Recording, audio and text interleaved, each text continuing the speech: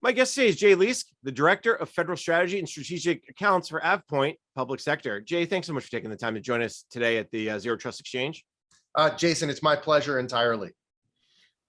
I'm really interested in talking to you all because you all, when I was doing some research, came up with this 6 pillar of zero trust.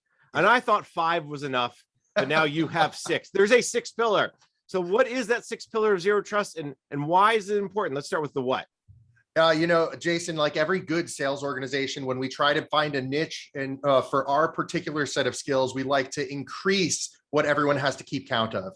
But in all seriousness, when it comes to zero trust is built on your typical pillars of security. Is my device secure? Is my network secure? Is the application I'm using secure? Can I secure my data file by file or piece by piece? And of course, are the users coming into my system the actual users they say they are? In collaboration systems like Microsoft 365, however, there's this additional focus on the amount of data we're looking at. When we had a case management system where a small percentage of our users were going in and we knew exactly what was being done there, it's a lot easier to say the really sensitive information can be secured one at a time.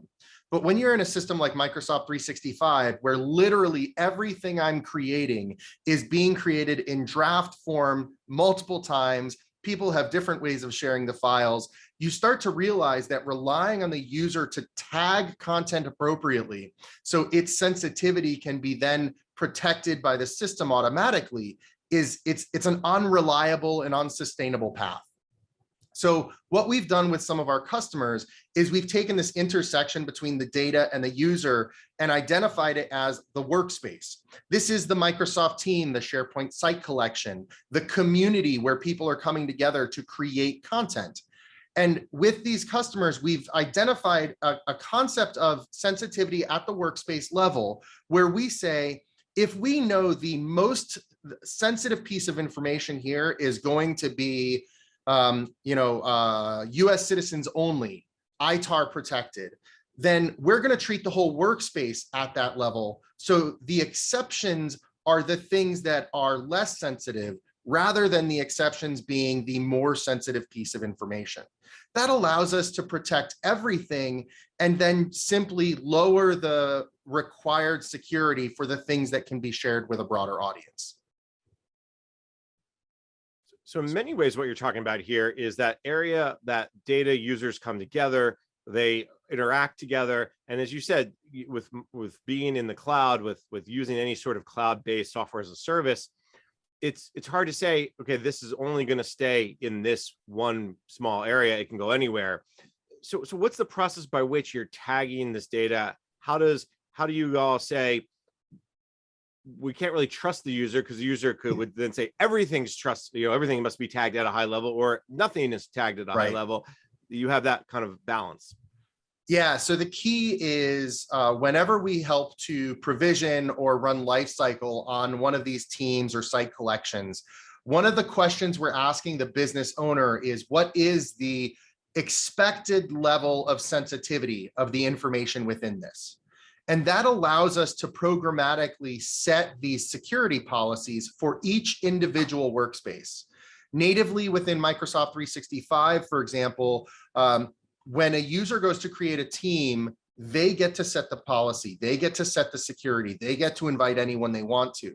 But with customers in the defense industrial base, for example, if you have a workspace that has ITAR data in it, and someone goes to add a foreign person, you are immediately out of compliance.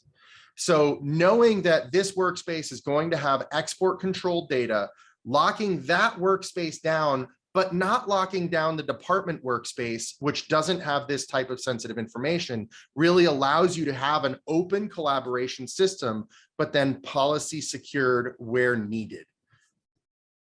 And that is really what is at the heart of zero trust: securing what needs to be secured, ensuring it's secured, and be able to audit it, log it, understand it, but not making it so rigorous and so over the top that users get frustrated.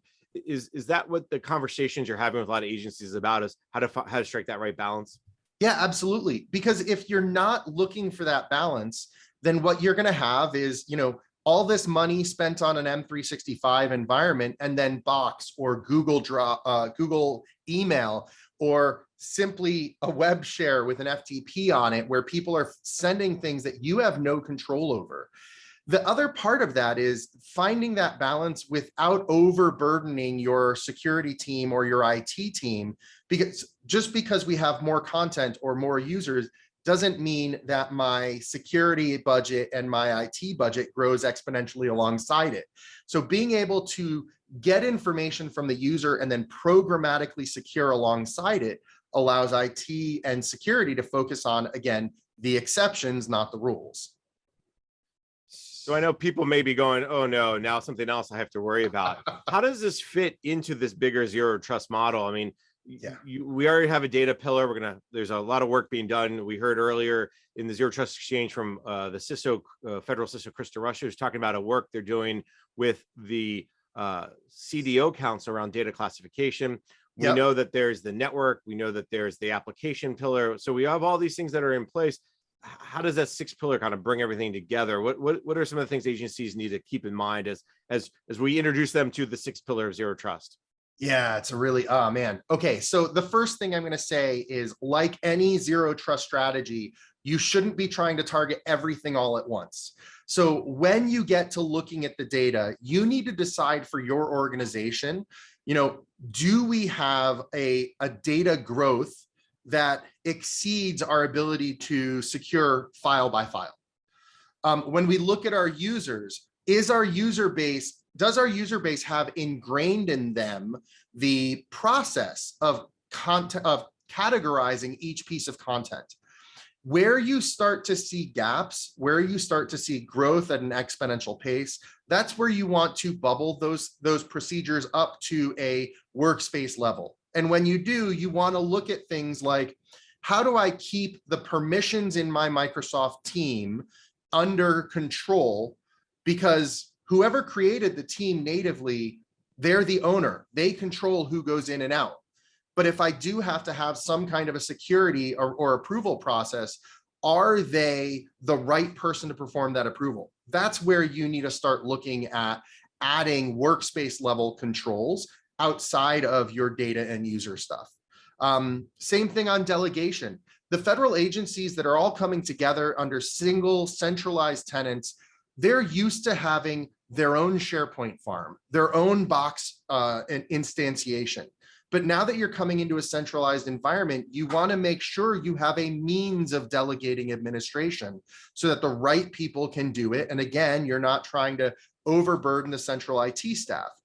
When you get to that stage, that's where you want to look at a workspace level control.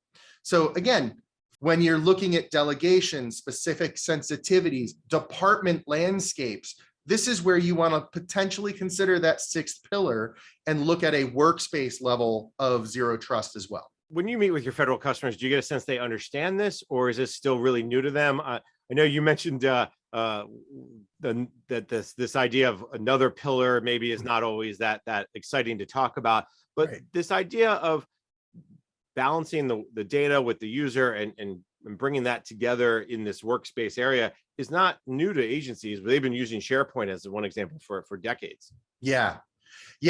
So if I walk in and say, let me tell you about the sixth pillar, very often I am asked to politely leave the room. But if I walk in and talk about enabling your department admins to actually manage their own content, combining the role-based type of controls that Microsoft gives you with a scope of content, that sort of thing is what they're actually looking for today, and they don't have natively.